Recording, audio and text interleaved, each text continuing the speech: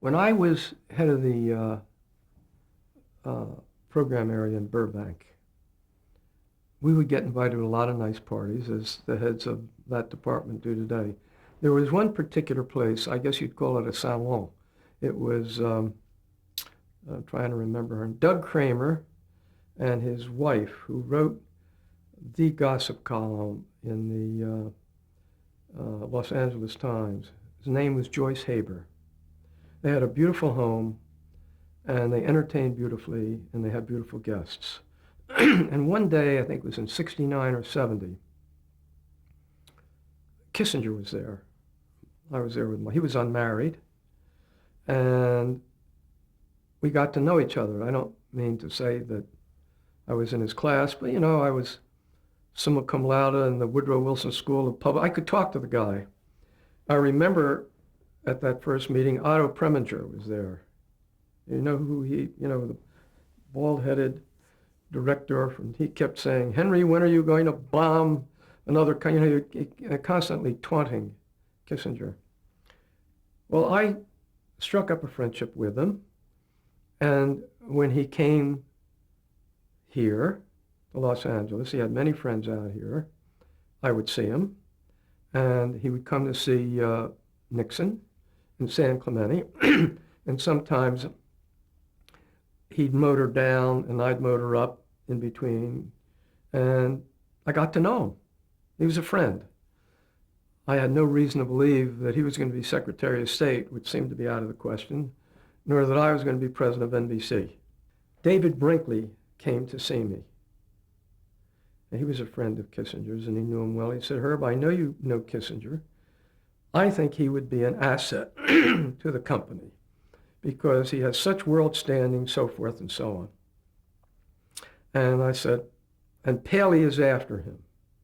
And Paley is going to make a deal with him." CBS had done some kind of deal, but we were doing something, if we got him, that was a little different, and I'll come to that in a moment. So Dick Wall, the head of news, and I, and David Brinkley flew to Washington to meet with Kissinger. It was in January, as I recall. Jimmy Carter had been elected, and Kissinger was going to be in office just a short while. And we talked to him about coming with it to NBC. And his agent was born in Atlantic City, Marvin Josephson, one of the founders of ICM. And we took it up to the then CEO, Anthony Conrad, and he said, "Go after him." Now, the one thing that some people didn't like was that by doing a deal with him, we were preempting him, whereas he was an international figure. He should be free to go any place. But we finally made a deal with him, and we announced it. And the first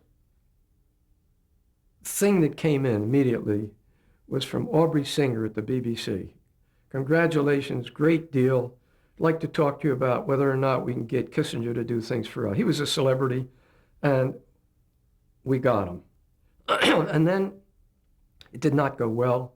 He did one special. I think David Frost interviewed him. What Kissinger had talked to me about, which I was going to pass on to the news division, but which I never had a chance to do. But I had Wald with me in Washington with Brinkley. I didn't make the deal with Henry by myself. And we were talking about doing a Sunday morning show where he would have guests, where he could involve himself and them, and this never came to anything. And then shortly thereafter, things were not going my way. And when I left, I think they just settled his contract.